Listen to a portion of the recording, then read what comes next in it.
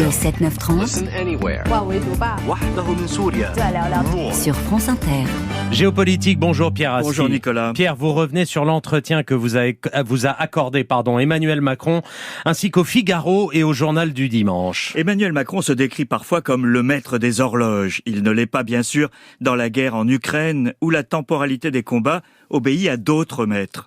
La gestion du temps est néanmoins un sujet important dans un conflit, et le président l'a évoqué dans son intervention devant la conférence de Munich sur la sécurité et dans l'entretien qu'il nous a accordé dans la foulée. Un sujet qui pèse sur le déroulement de la guerre, sur les contours d'une paix possible et sur le reste du monde qui en subit les conséquences.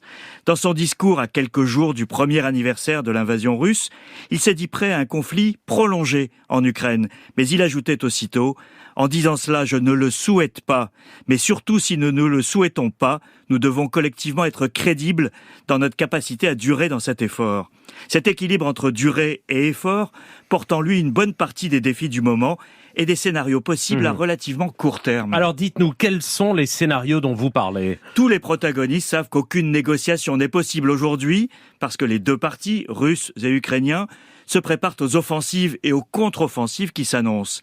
Les prochaines semaines verront vraisemblablement certains des plus gros combats de ce conflit.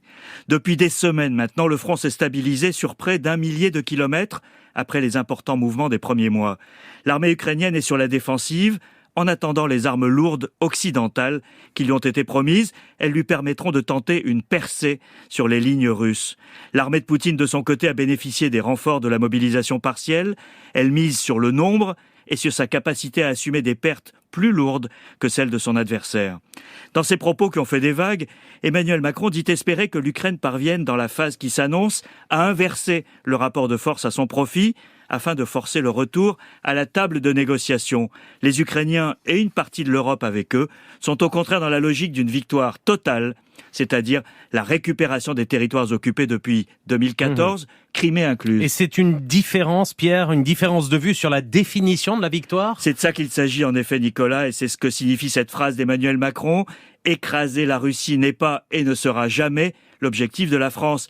Il répond ainsi à ceux qui, notamment parmi les anciens pays communistes d'Europe, mêlent le soutien à l'Ukraine et un profond ressentiment envers leur ancien maître russe.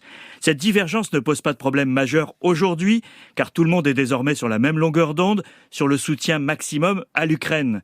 Elle se posera si une négociation devient possible à l'issue des prochaines phases de combat, sur les termes de la négociation, mais aussi sur son principe même. Ce premier anniversaire de l'invasion russe n'est donc qu'une étape. Le vrai rendez-vous décisif risque d'être cet été, lorsque la vérité de la guerre aura parlé et redéfini les rapports de force. Pierre Aski, merci.